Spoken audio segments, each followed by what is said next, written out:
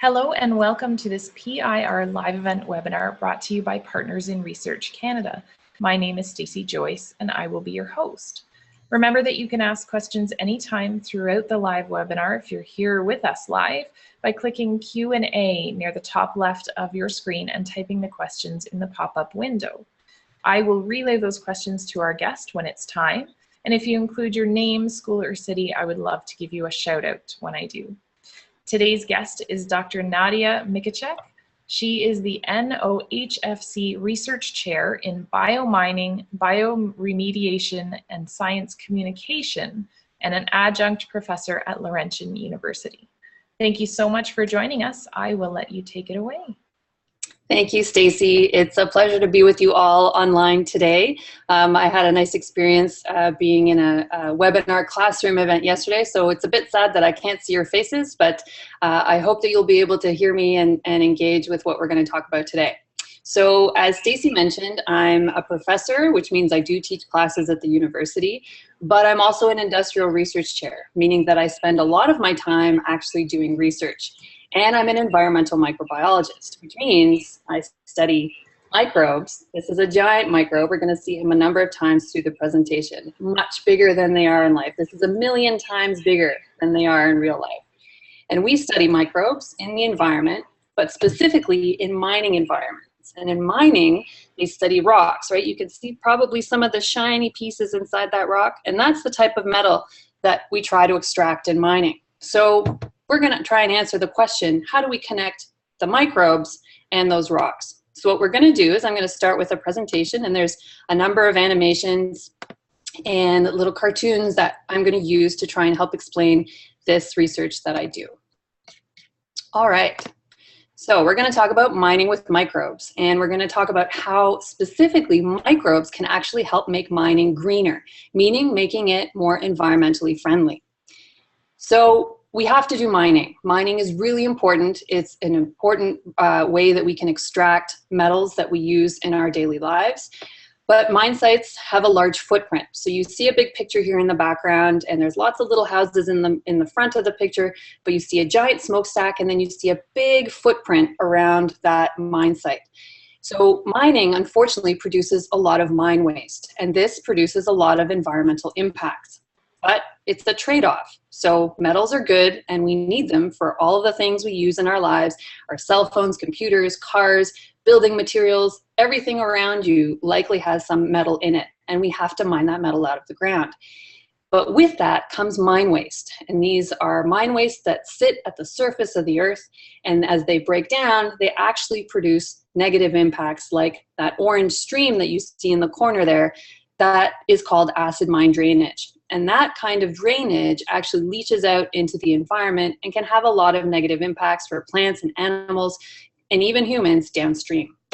So what can we do to make it better? First, we have to see where that mine waste comes from and what are the properties. So on the left side of this picture, you see the mine shaft, and that's where the rocks come up from underground. So these rocks are coming from deep underground, and they're brought to the surface. On the surface, we have to break them down so that we can expose those shiny metals inside those rocks. We take those and we bring them to a smelter. These are the traditional way of mining metals. And there we actually melt the rock so that we can separate out the metals we need from the rest of the rock that we don't need. And we call that mine waste. The mine waste, then, if you go to the bottom of the picture, you see there's a large bowl, and that's where all the mine waste goes. And that mine waste sits at the surface, and when it's exposed to air and wind and sun, it starts to break down. And as it breaks down, it actually produces that orange puddle that you see there on the side, and that's the drainage, that acid mine drainage. It's acidic, kind of like lemon juice, but worse because it also has heavy metals in it that can be toxic for the environment. So we're going to show you what mine waste looks like. What you see in front of you actually looks like a pretty nice beach, right? Sandy, maybe a few different colors you don't usually see. But what we're doing is we're flying over mine waste. And the mine waste that you see in front of you is actually almost 100 years old. And that's really unusual because if this was real sand or if it was soil, over 100 years, all the trees that you see around this mine waste would have come in. But you don't see a single blade of grass or any trees growing on this mine waste. Why? Because it's toxic. And it's toxic and it's not going to go away on its own. And so it produces this toxicity, and that has a negative impact on the environment. So this is something that mining companies have to spend a lot of money on and a lot of effort trying to limit these impacts and trying to clean up these sites. But it's very difficult. So where do the microbes fit in? These mine wastes seem like a really big problem, and they are, and there's a lot of it. So how can tiny microscopic organisms actually have any impact for all of this mine waste? So what you should realize is that microbes are everywhere. And even though they're microscopic, like you see here in the little picture inside, those are already 1,000 times bigger than they are in real life. But those microbes are everywhere. They're in the water, they're in the soil, they're inside of rocks. They even live in frozen environments like the Arctic and Antarctica. And they're even inside of you. And a lot of microbes actually help us and our bodies stay healthy, and they help a lot of processes in the environment work properly. They clean up water, they make our soils work well so that we can grow food in them. But at the same time, there's other microbes that can either make us sick as humans or do things in the environment that actually cause problems. And so you see that little bubble with that orange acid mine drainage? Those are the toxic environments that have particular microbes called extremophiles. They live in these extreme conditions that can actually make the problem worse. But there's a positive side. If we can make those microbes work for us, we might be able to do it better and clean up those problems. So now I'm going to show you a little 2-minute YouTube clip that one of my graduate students created to help you illustrate this story for you.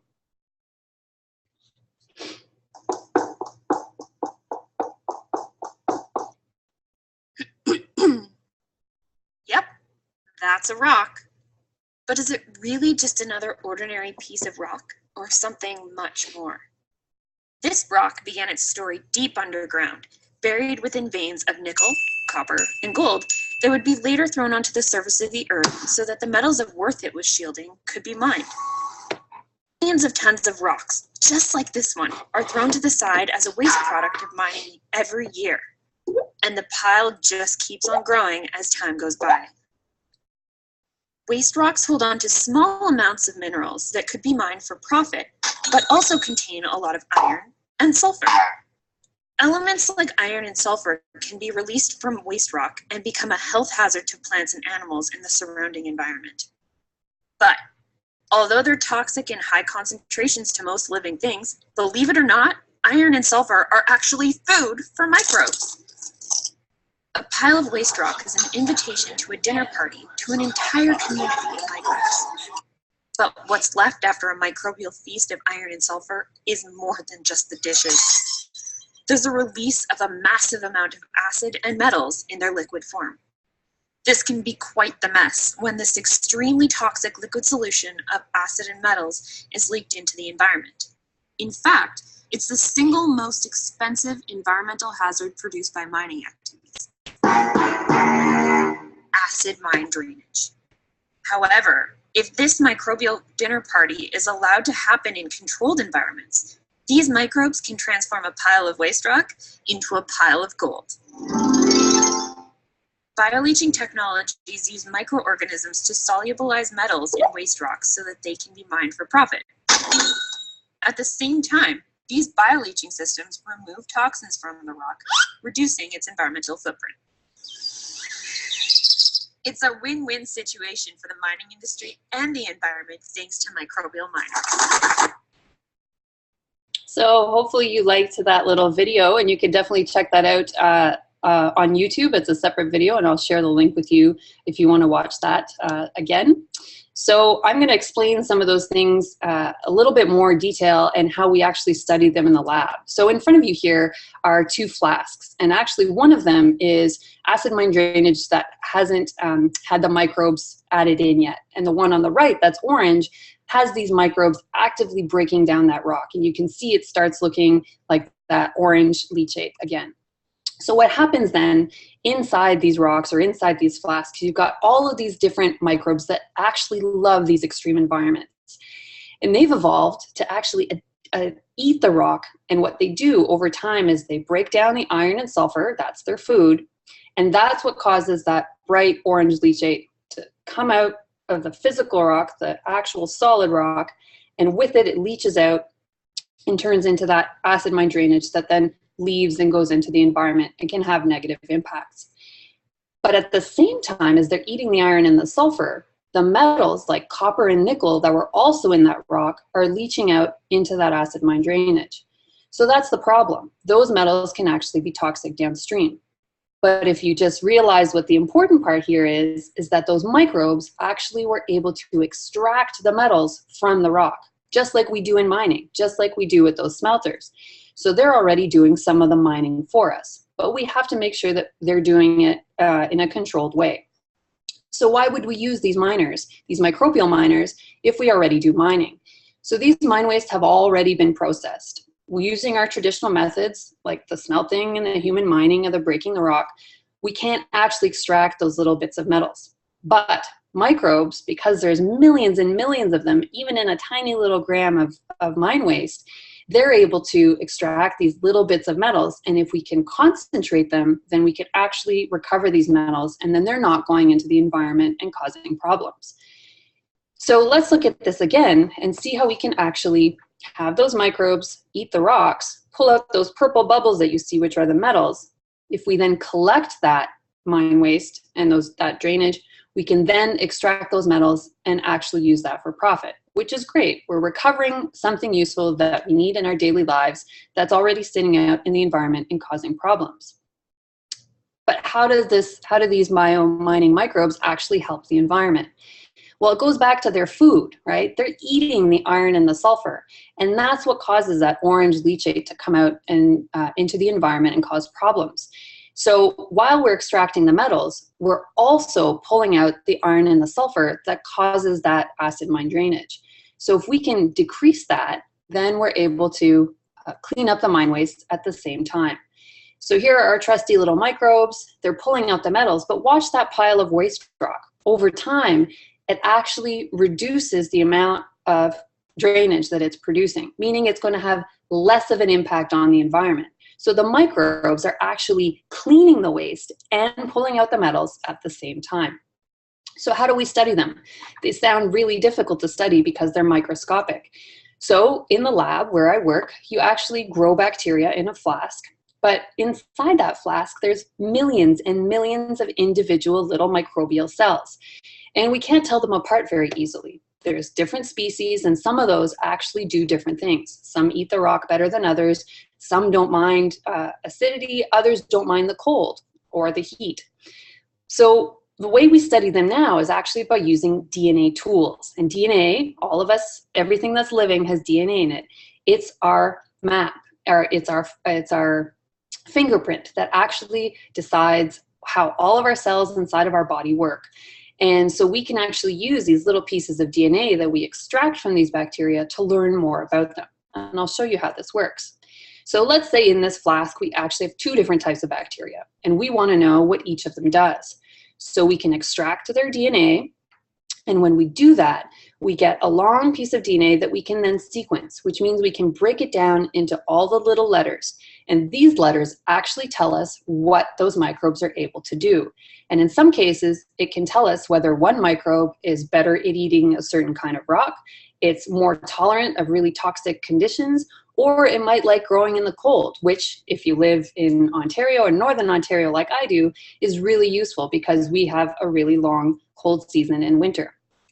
So what we want to do now that we have these tools is actually make biomining microbes work better for us. So we want to know what they do, how they do it, and how can we make them work better when they're trying to extract and break down those rocks so that we can extract the metals and clean up the environment at the same time. So this was a pretty quick overview, and hopefully you followed along on learning about how microbes can actually eat rocks. And we can use them to do 3 things. They help us reduce environmental impacts, they help us extract valuable metals that we use every day in our lives, and they help make mining more environmentally friendly by reducing both the acid mine drainage and leaching those toxic metals downstream. So it's exciting to be a research scientist. I get to work in the field, I get to go hunt my microbes in the environment, but then I also get to work in the lab and use a lot of really neat tools to help study them, even though they're itty bitty microscopic. So what I try to do is make mining greener, 1 million microbes at a time. And hopefully you have lots of questions for me. Thank you. Well, thank you so much. I love all of those little animations. My favorite part was definitely the little dinner party in the Lego movie. But if you want to go ahead and hit the stop share button, we'll be able to see your image just a little bit larger while we answer questions. And the first question I have is that I actually saw on your faculty webpage that you don't do exclusively biomining research, that maybe some other extreme conditions and field work is on your plate too. So can you tell us a little bit more about that as well? Yes, so when I started out studying environmental microbiology, I was studying microbes in all sorts of environments, but I became fascinated with extremophiles. So these are the bacteria that live in extreme environments. It could be extremely cold, like the Arctic, extremely acidic, like this acid mine drainage, or in hydrothermal springs that you see in national parks. And it can be these microbes that can withstand conditions that no other living thing can live in. So these are basically the most extreme forms of life that we know of on Earth. And so I like to study them in a number of different environments so that we can learn more about them. And what so far has been, one or two of the most surprising things that you've come across with these extremophiles? Well, they're full of mysteries, actually. So every time we think we have something figured out, there's a new extremophile that's going to change that. And I had the pleasure of working up in the Canadian high Arctic, not far from the North Pole. This was a few years back, and we actually discovered a microbe that can grow at minus 15 degrees Celsius. And so that's colder than any other organism. Most things you think if you put them in a freezer, they're not going to grow anymore, but we found a bug that can do that. And so taking all that information that I had there, now we're trying to do that with the mining microbes. Can we find a super mining microbe that can eat all different types of rocks, whether it's gold-bearing rocks that have arsenic in it, whether it's ones that have copper and nickel and zinc and lead? Do we have a super microbe that we can use to help clean up a lot of these different sites? So what do you find is the most challenging part of doing this research? Well, all science is challenging, and things never work as quickly as you want them to, and life is very complicated. So every time we find one little microbe, it has thousands of genes, just like we do, we humans, and trying to figure out how they work in different environmental conditions is actually really challenging. So it's a big environmental puzzle. It's a big enigma that we have to work on every single day, and we always make little steps forward as we're doing it. So science is slow, but we try to do this so that we can advance the technology to make sure that it works for us. Awesome, thank you. So our next question is coming from grade 4 and 5 students at Sir Edgar Bauer Catholic Elementary School, and they are in Waterloo, Ontario. They ask, how are you able to control the microbes to get them to do what you want them to do? And how do you get them to stop if you need them to stop? So that's a great question. So when we try to control something that we can't talk to, that can't see us, it doesn't have a brain, how do we do that? So what we do is we have to learn what its limits are. So in the case of wanting to stop microbes, we know that if we either heat it up or we change the conditions that it's growing in, those microbes aren't going to be able to grow anymore. So that's a really easy way to stop them. The harder part is to make them work for you in a controlled way. So what you need to do is figure out how those microbes like to eat the rock, and you give them everything they need so that they can grow happily and quickly and keep breaking down those rocks. And usually we have to do this in a controlled setting, so either in the lab in a big reactor, or if we're doing it out in the field, we actually have to monitor what they're doing. We actually have to look at their life signs, just like we do with a patient. And we have to see if they're growing well, if they need something, that we can add it in to make sure that they're still doing what we want them to do.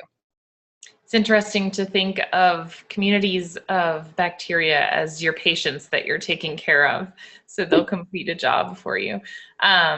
Next up, we have a question from the grade 3s at Hawkeye School in Calgary.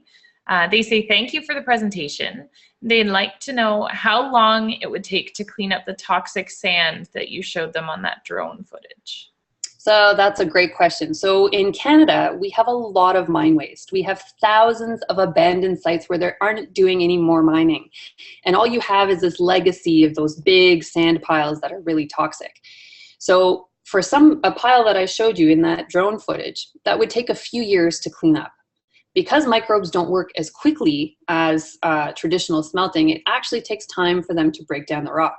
But if you think about it, if that mine waste has already been sitting there for 100 years, what's another couple of years of actually building these piles or building reactors that the microbes can actually clean up those materials and make them less reactive? So if you think about it, they might be slower than miners, but at the same time, we're cleaning up a problem that's going to be there for hundreds of years if we don't do anything about it. Right. And the questions keep coming. So our next one is from the Forest Manor Public School students in Toronto. They ask, do all mining companies in Canada use these microbes? So this is actually technology that no companies in Canada are using. Biomining is a technique that's only used in about 300 places around the world, and it tends to be warmer climates. And the reason for this is that microbes actually work better in warm environments. They can't generate their own heat. So other than the microbes that I talked about from the Arctic that are used to growing in the cold, a lot of other microbes slow down in the cold. And so it's not really a technology that's been adapted for our cold climate. So that's where I'm working on it, because we want to find the microbes that grow really well in cold climates and can do this biomining. And we hope that if we advance this technology, that we'll be able to partner with all the mining companies in Canada and elsewhere to actually start using this technique to help clean up their mine waste. Awesome. And I want to go back now to the grade 4s and 5s in Waterloo. And they're asking how long you've been doing this kind of work and how did you discover that you wanted to make mining greener? So I've been a microbiologist now for 12 years, and I started out working on microbes in a lot of different environments. I'm fascinated with how tiny little microscopic organisms can actually have a huge impact. You might hear about it a lot on the news now, in that we're studying how our microbes that live in our gut actually have a really big influence on our health. The same is true of the environment. And so now we have these DNA tools that help us open up this box, right, where all the little microbes live that we haven't been able to study in detail. And so it's a really exciting time to be a microbiologist, because now we can study something that was much harder to study in the past.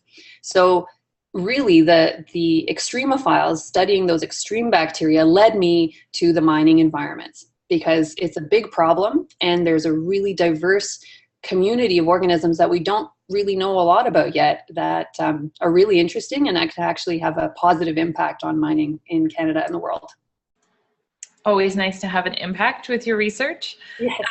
I also wanted to ask you, what other types of experts do you find yourself collaborating with? I'm sure you're not the only person who's doing this work, and then I might tie in with the work of some other researchers doing similar or complementary things. Well, there's when you get to be a microbiologist in Canada, it's a pretty diverse group, because we work both on microbes in health, microbes in environments, and a lot of other different industrial applications. So when you start getting down specifically into mining microbiology, it's really a smaller group of people, but we're all doing similar things and targeting different problems around mining.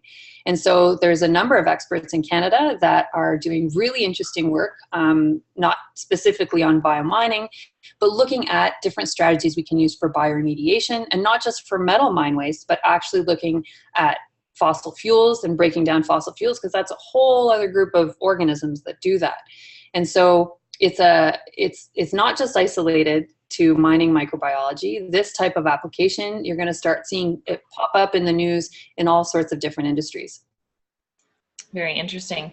So last call on questions to anyone who is joining us live. And in the meantime, perhaps I can ask you if you have any particular advice, if any of the students who are watching this are interested in microbiology or in particular biomining, or maybe you could let them know what your path was like and any advice you have for them. Absolutely. So obviously, I absolutely recommend, if you think you're interested in something, find a way to either volunteer or participate in activities at a really early age if you can, to see if you actually have an interest in some of these areas. And most of the time that'll lead you down a funny little path that'll get you to where you'll be in your career. So when I started out, I lived and grew up in Ottawa, and so I was very interested in how the water quality at our beaches was always being impacted and why our beaches were always closing. And so I started working with the city of Ottawa to figure out where all of those bad bacteria that were coming in from agriculture way upstream were making their way down and impacting all of the beaches where we'd like to swim.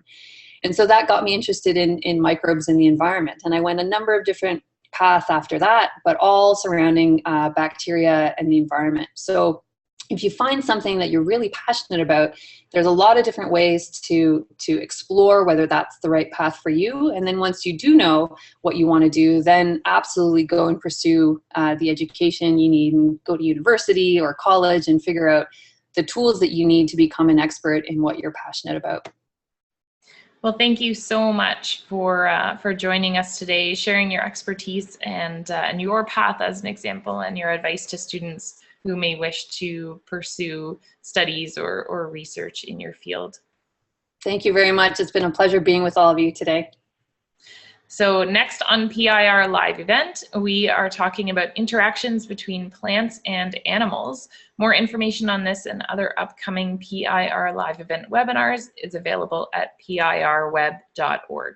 Thanks so much for joining us today, everybody. Have a good one.